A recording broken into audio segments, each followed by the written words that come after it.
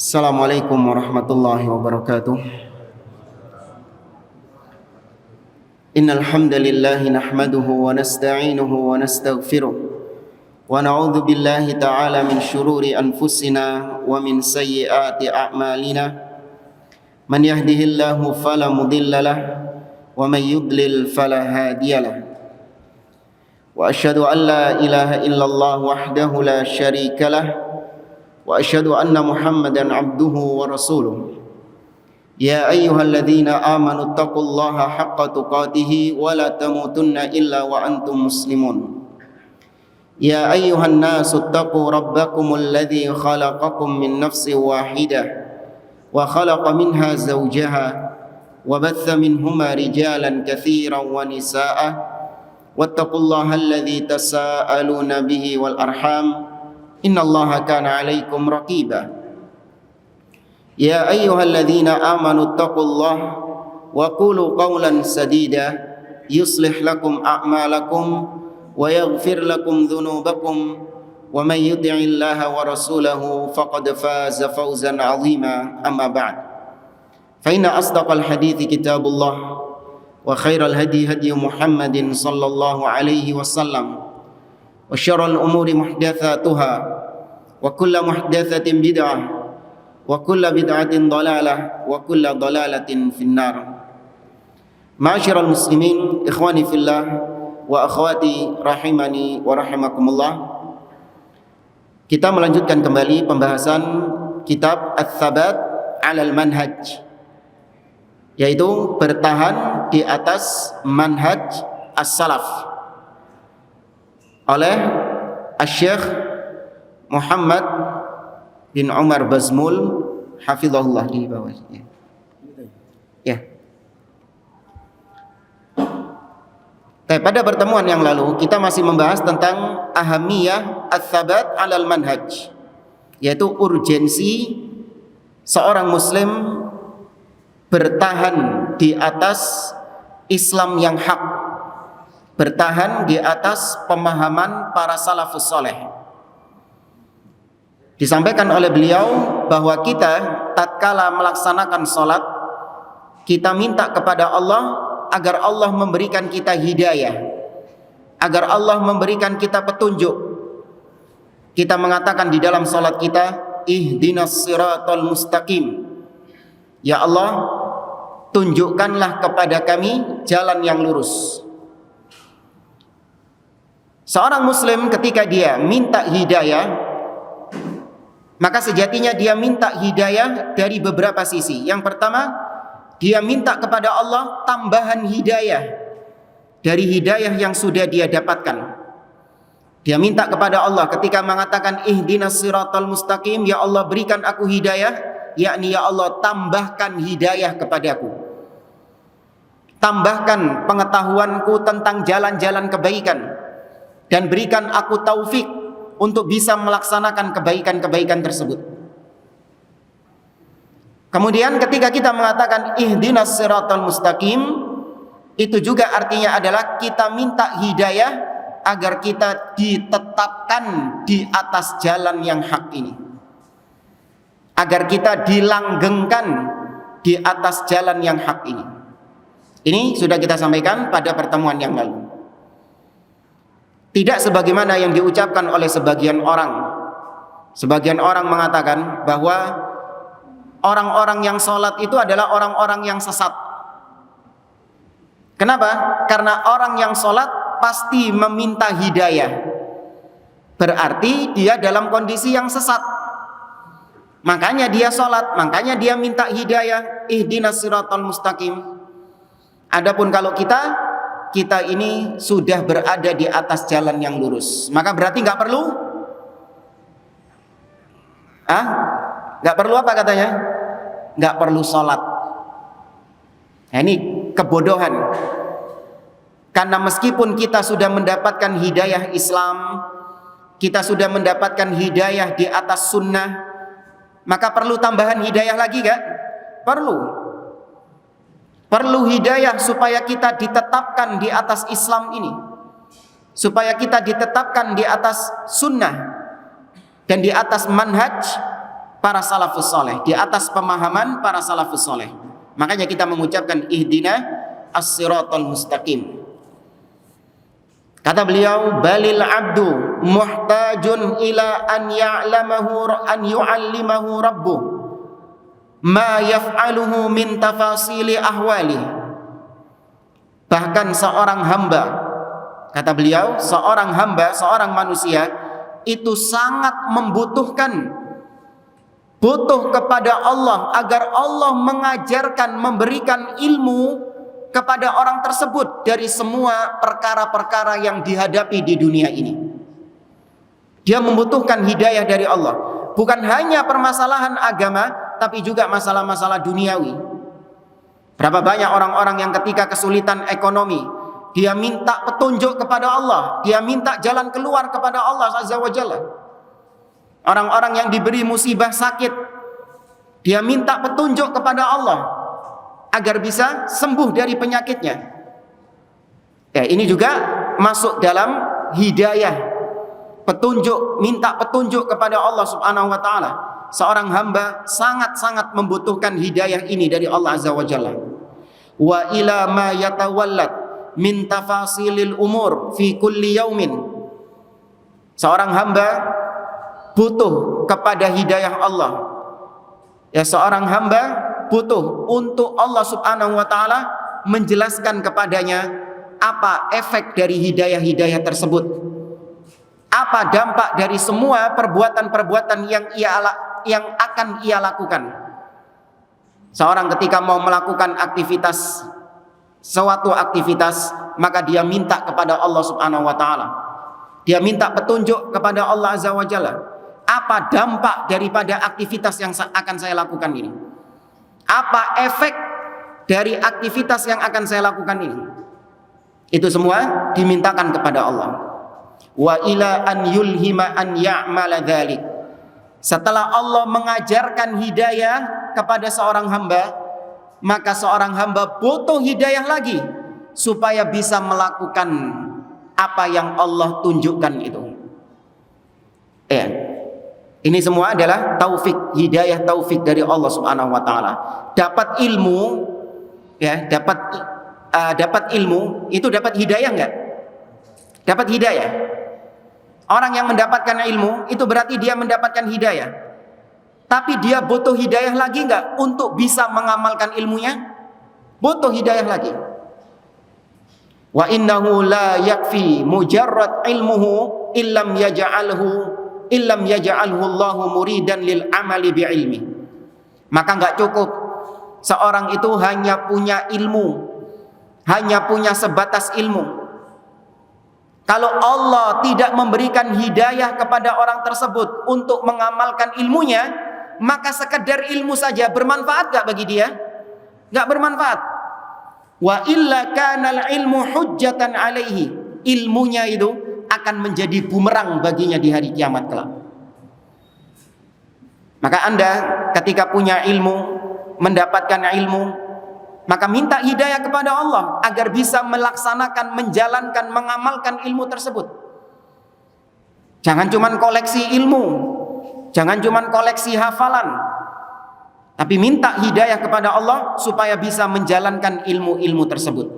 Kalau tidak, maka ilmu yang Anda pelajari akan menjadi bumerang bagi Anda di hari kiamat kelak.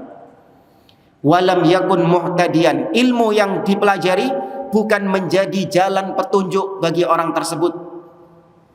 Wal abdu muhtajun ila an yaj'alahu Allahu qadiran 'alal amal bitilkal iradatis salihah. Seorang hamba butuh kepada Allah agar Allah berikan kepadanya kemampuan, Allah berikan kepadanya kekuatan untuk melaksanakan ilmu yang dia pelajari itu. Fa innahu la yakunu muhtadiyan ila siratil mustaqim siratal ladzina an'ama Allahu 'alaihim minan nabiyyin was-siddiqin wasyuhada'i was-salihin illa bihadhil ulum wal iradat. Maka seorang hamba dia tidak dikatakan berada di atas siratal mustaqim.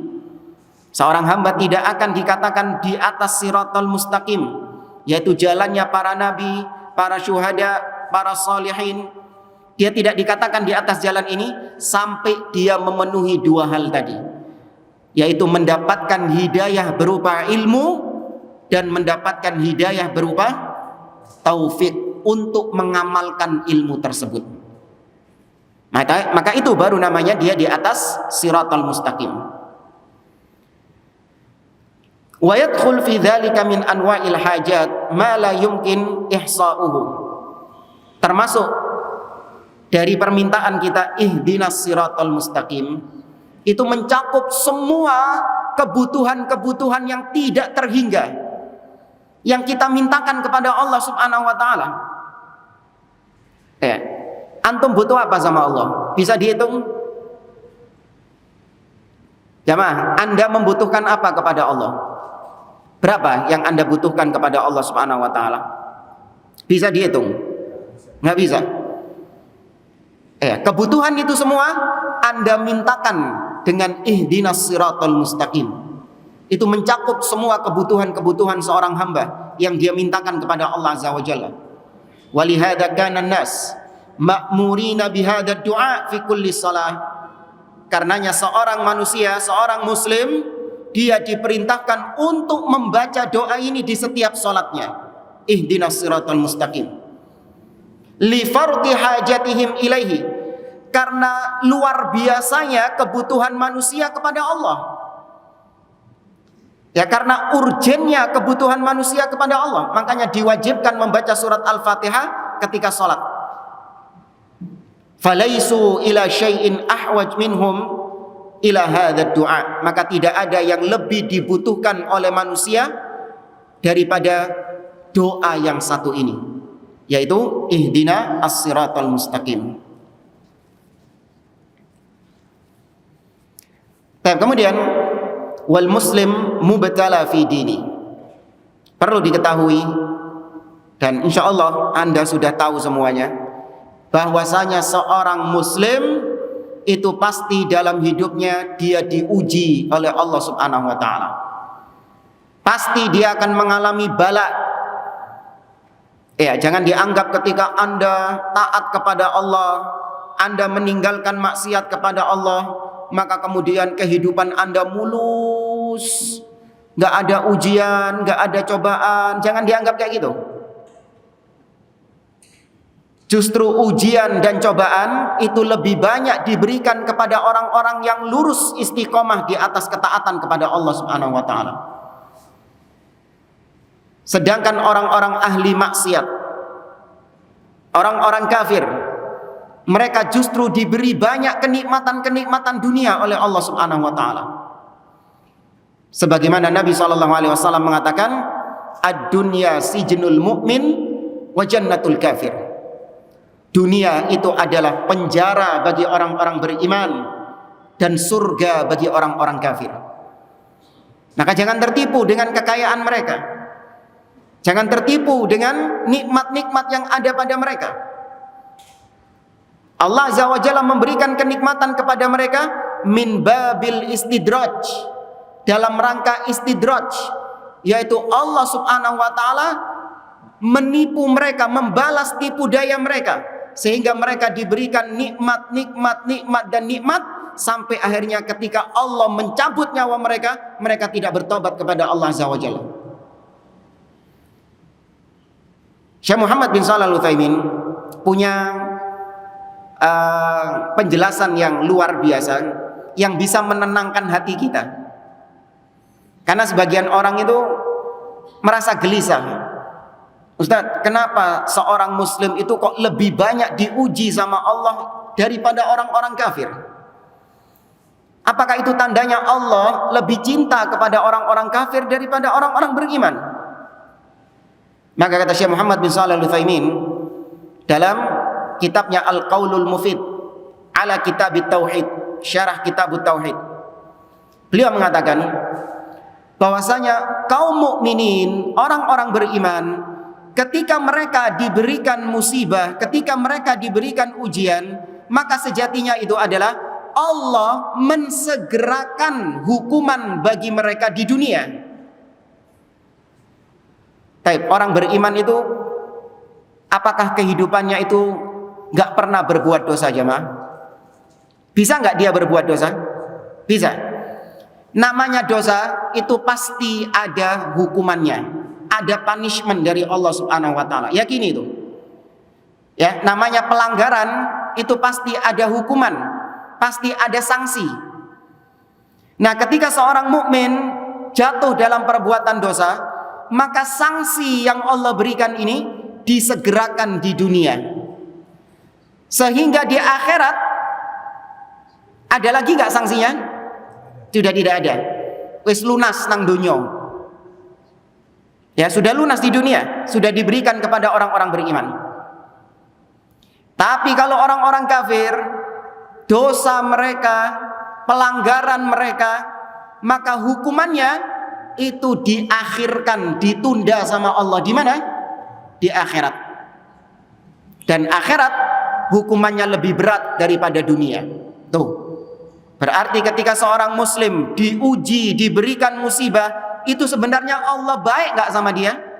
Allah baik. Jangan dianggap Allah kok begini, saya padahal taat sama Allah, padahal saya rajin ibadah.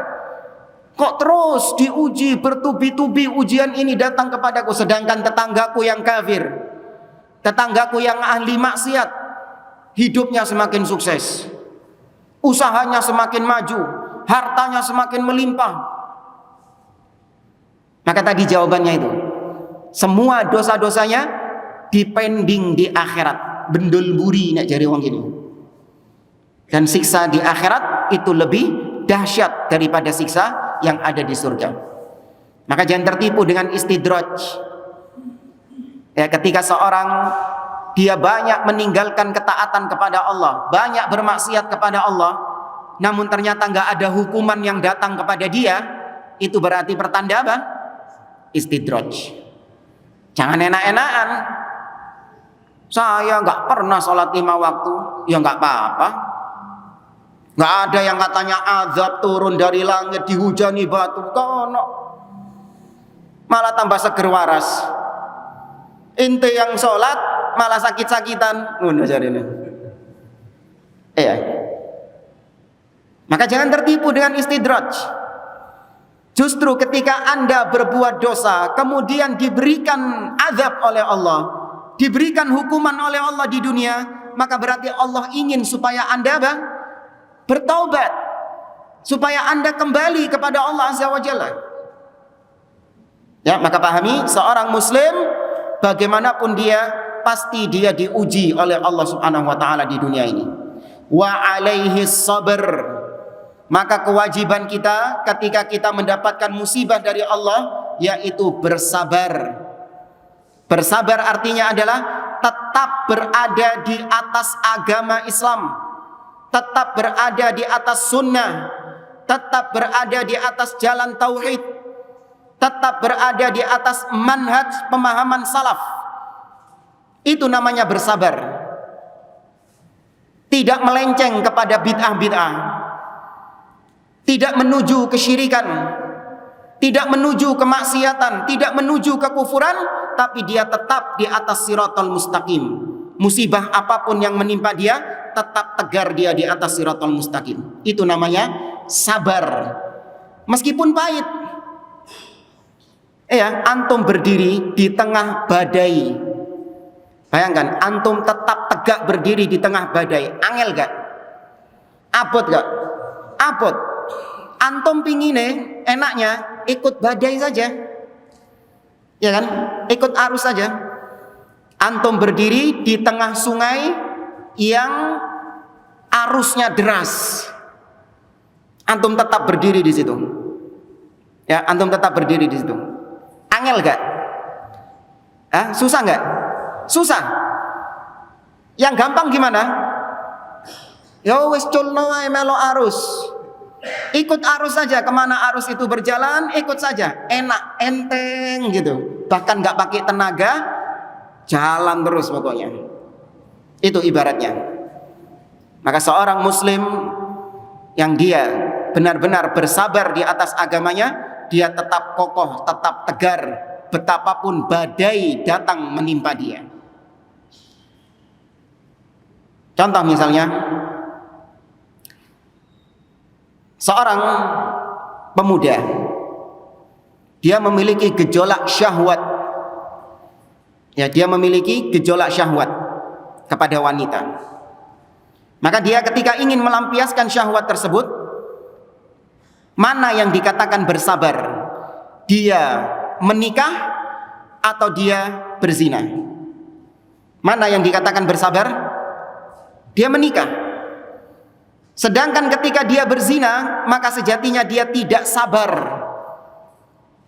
Ya, ketika dia jatuh dalam zina, maka dia dikatakan tidak bersabar. Seorang diuji dengan kemiskinan, dengan kesulitan ekonomi. Kemudian dia memilih untuk bersabar.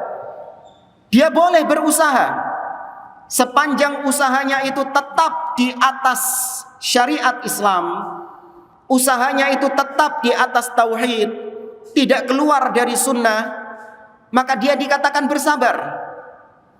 Buka usaha ini gagal, cari usaha lain. Ternyata gagal lagi, cari usaha lain. Gagal lagi, cari usaha lain lagi. Sepanjang itu masih halal usahanya, sepanjang itu masih di atas tauhid, sepanjang itu masih di atas sunnah, maka orang itu bersabar. Tapi kapan ketika dia ditimpa musibah dengan kesulitan ekonomi, kemudian pergi ke dukun, minta jimat kepada dukun, atau praktek-praktek pesugihan misalnya, maka dalam hal ini dia dikatakan tidak bersabar, karena dia menempuh jalan-jalan yang haram. Seorang diuji dengan kedoliman pemimpin. Ya, seorang diuji dengan pemimpin yang tidak dia sukai. Itu ujian dari Allah Azza wa Jalla. Penguasa yang dianggap menyengsarakan dia. Baik. Maka dia memilih untuk tetap bersabar, menjalankan sabda Nabi SAW untuk tetap mendengar dan taat kepada pemimpin tersebut. Dan dia bersabar menghadapi kezaliman pemimpin tersebut. Kalaupun dia ingin menasehati, maka dia memilih jalan Nabi SAW, yaitu menasehati dengan apa? Dengan secara langsung di hadapan pemimpin tersebut secara empat mata rahasia. Itu caranya Nabi SAW. Nabi mengatakan, man arada ayyan sohalidhi sultanin bi amrin fala yubdi lahu alaniyah. Barang siapa yang punya nasihat, punya saran untuk pemimpin, maka jangan ditampakkan di depan umum. Walakin liyakhud biyadi. Kata Nabi, tapi hendaklah digandeng tangannya. Wa yakhluwa bihi, dan berdua-duaan dengan pemimpin itu. Fa in qabila minhu fadhab. Kalau nasihatmu diterima, maka selesai. Tercapai sudah tujuanmu.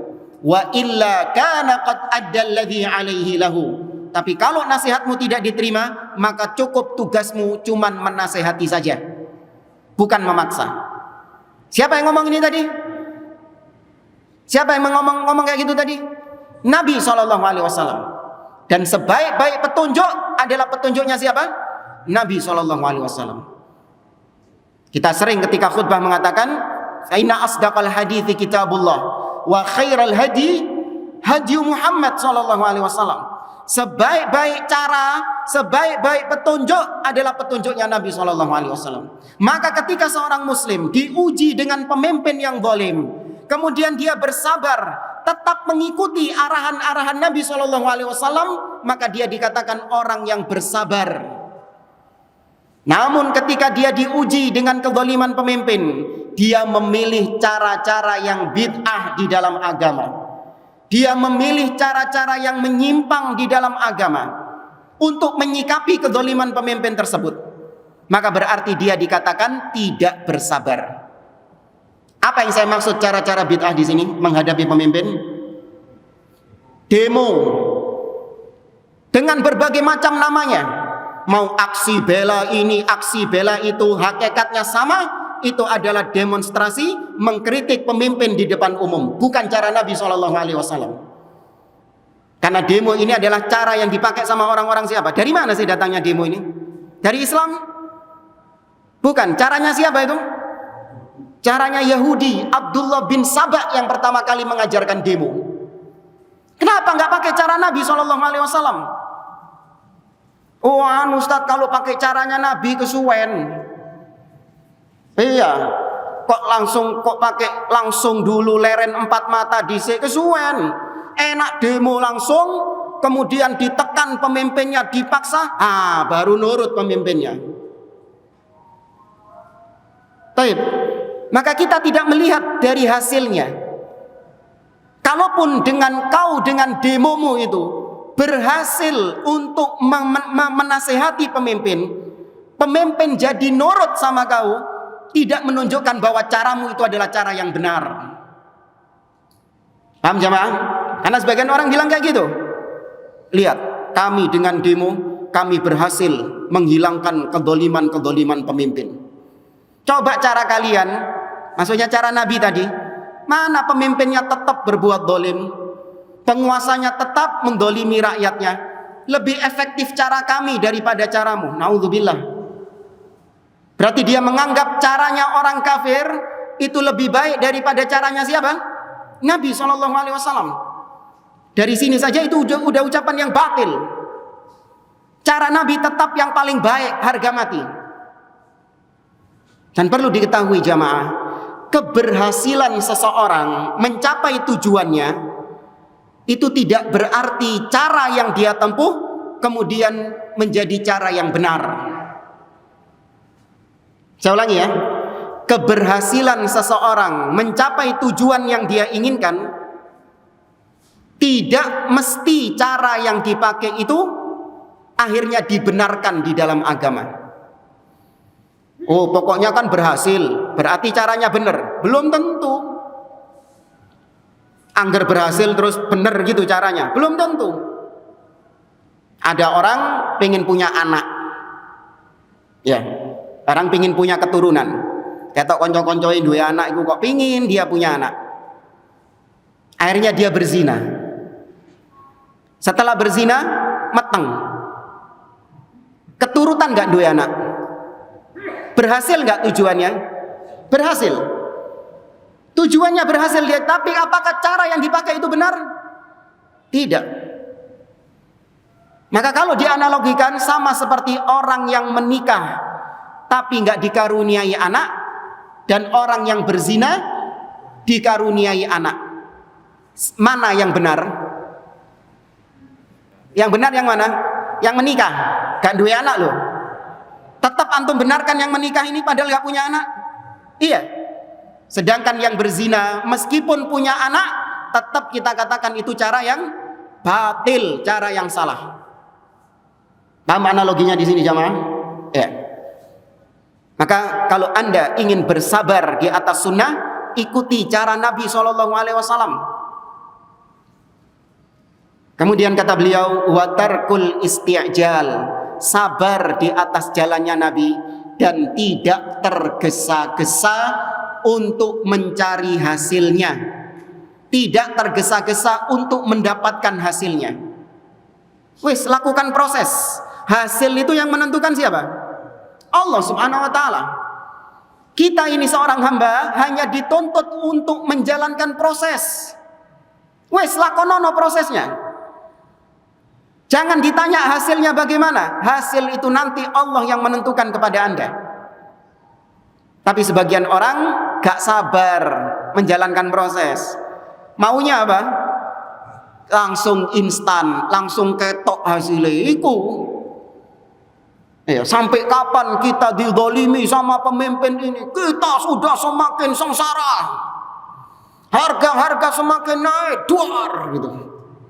Pinginnya cepat langsung berubah kondisinya. Langsung detik itu juga saya pingin berubah kondisinya. Tidak. Kau jalankan prosesmu. Bagaimana hasilnya? Di tangan Allah Subhanahu wa taala. Ini cara ahlus sunnah. Paham jamaah? Ya. Imam Al-Bukhari meriwayatkan dari Khabbab ibn al-Arat radhiyallahu taala anhu. Khabbab ibn al-Arat seorang sahabat Nabi yang bekerja sebagai pandai besi, blacksmith, yang bikin pedang, Kemudian bikin perabotan-perabotan dari besi. Khabbab ibnul Arat. Singkatnya, dia ketahuan masuk Islam. Karena dia ini seorang budak, seorang pekerja dari Bani Zuhrah kalau nggak salah. Kemudian ketika ditanya oleh majikannya, Sobauta, apakah kau sudah meninggalkan agama nenek moyang dan mengikuti Muhammad?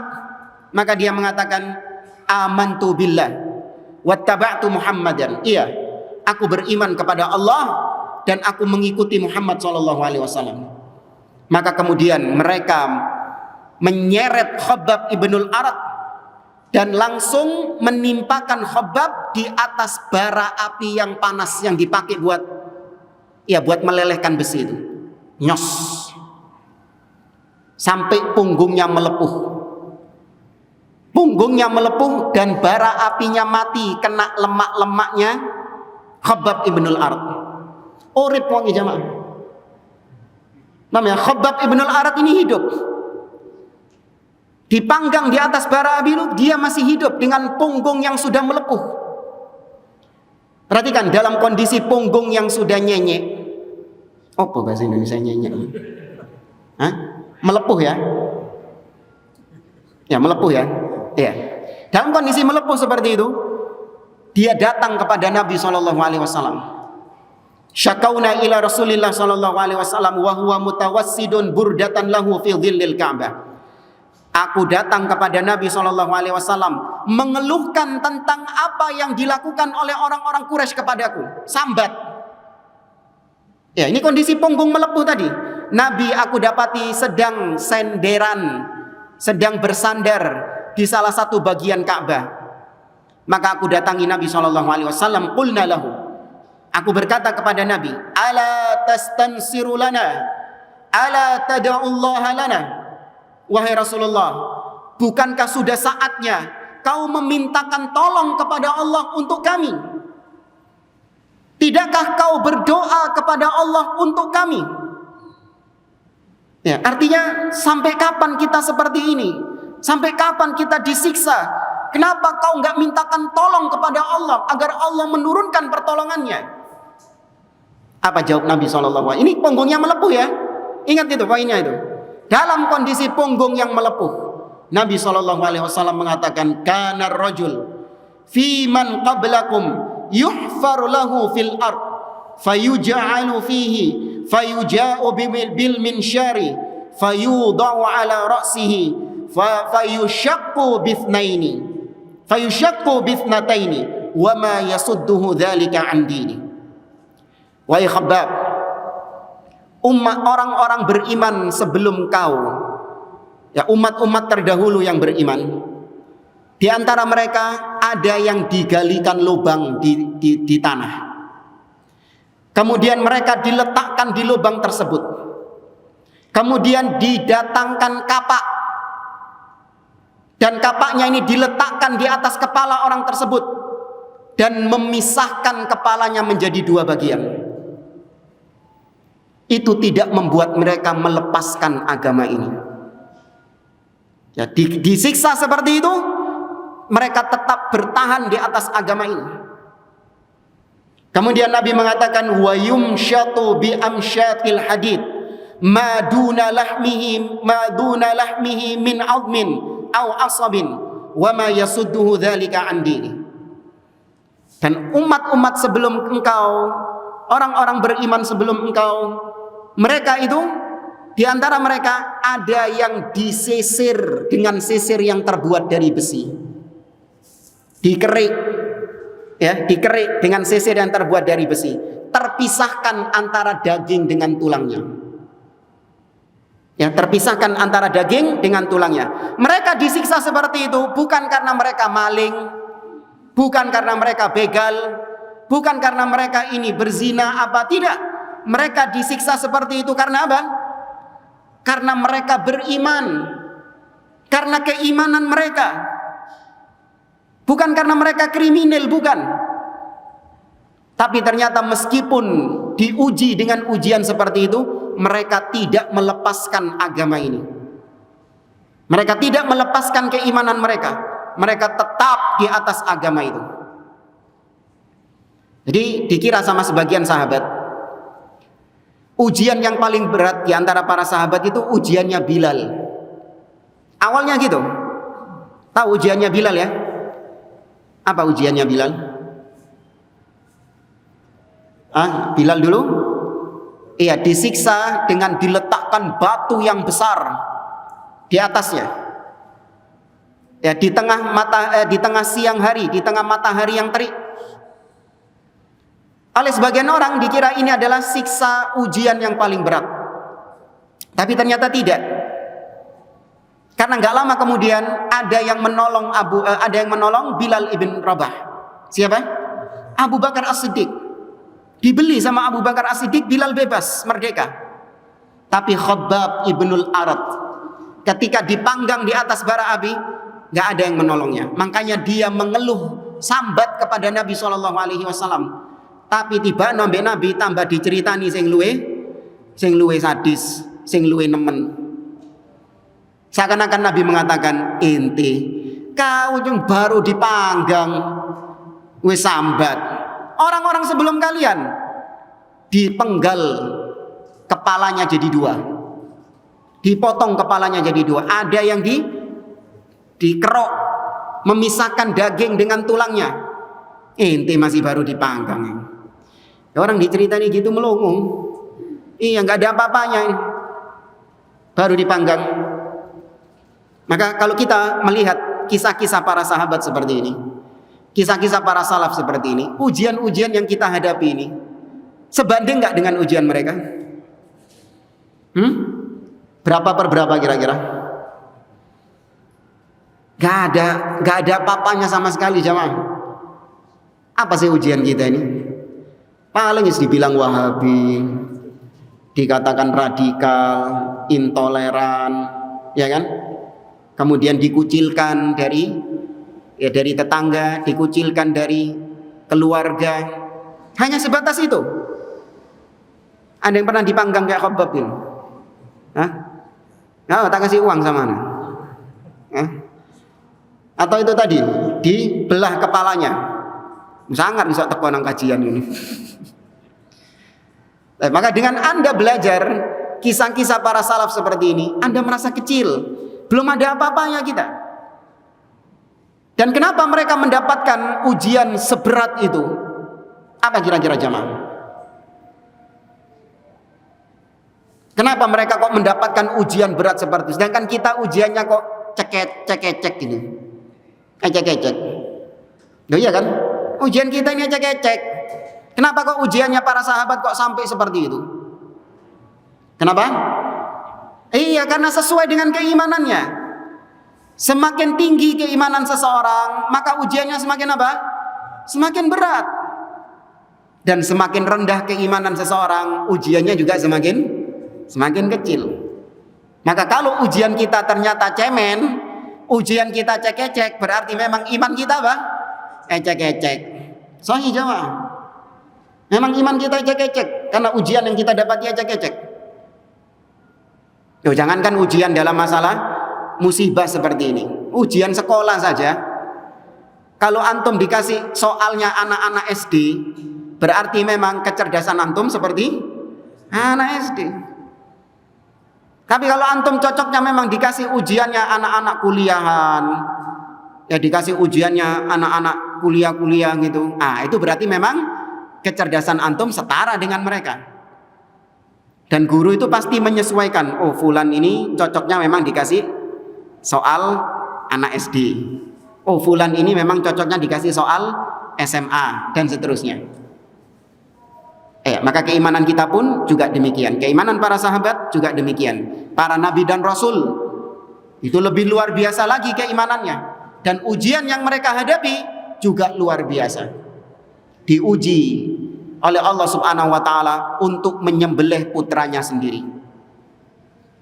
Diuji oleh Allah Subhanahu wa taala untuk meninggalkan istri dan anaknya di kota Mekah yang tidak ada kehidupan sama sekali di situ. Belum lagi Nabi Muhammad SAW diuji di mana seluruh putra-putri beliau wafat ketika beliau masih hidup. Semuanya kecuali Fatimah radhiyallahu taala anha. Itu ujian berat itu. Seorang hanya ditinggal mati sama seorang anaknya saja, itu sangat berat sekali. Kehilangan seorang anak. Bagaimana dengan Nabi SAW? Kehilangan Abdullah, kehilangan Al-Qasim, ya, kehilangan Ibrahim, kehilangan Ruqayyah, ya, kehilangan Ummu Kulthum. Itu semua adalah hal yang berat, ujian yang berat. Karena memang keimanan Nabi SAW luar biasa. Kemudian kata Nabi lanjutannya, la yutimmanna hadzal wallahi la yutimmanna hadzal amr. Demi Allah, sungguh dia akan menyempurnakan perkara ini. Maksudnya Allah akan memenangkan agama ini. Ada waktunya kelak Allah Subhanahu wa taala akan membuat agama Islam ini berjaya. Hatta yasirar raqib min San'a ila Hadramaut la yakhafu illallah awidhiba ala ghanamihi. Sungguh kelak Allah akan memenangkan agama ini, sehingga nanti ada suatu masa di mana seseorang melakukan perjalanan dari kota San'a di Yaman menuju ke Hadramaut. Dia tidak takut sama sekali dalam perjalanannya, kecuali hanya takut kepada Allah dan takut sama serigala yang akan menyerang ternak-ternaknya. Karena memang dulu jalan antara San'a dan Hadramaut itu jalan yang berbahaya. Banyak penjahat-penjahat di situ. Tapi ketika Islam itu sudah menyebar, Islam itu sudah ditampakkan, dimenangkan oleh Allah Subhanahu wa taala, maka orang berjalan dari San'a ke Hadramaut yang merupakan jalur yang berbahaya, karena semua sudah muslim, semua syariat Islam tegak, maka jalan menuju ke sana jadi aman. Nggak takut sama sekali. Kecuali takut sama Allah dan kalau ada serigala saja. Karena serigala nggak menjalankan syariat Islam. Binatang nggak menjalankan syariat. Tapi kalau manusia-manusianya, mereka semua tunduk kepada Allah Subhanahu wa taala. Kemudian Nabi mengatakan walakinnakum tasta'jilun. Nanti ada masanya, tapi kalian itu gesusu. Jaluke saiki apa sing dikarepe jaluke harus dituruti saiki. Enggak mau menjalankan proses, maunya hasilnya instan segera. Ya, maka jalannya Ahlus Sunnah yaitu lakukan proses. Sebagaimana tadi kita sampaikan, jangan tergesa-gesa untuk mencari hasil, sehingga caranya pun akhirnya cara-cara yang haram untuk ditempuh.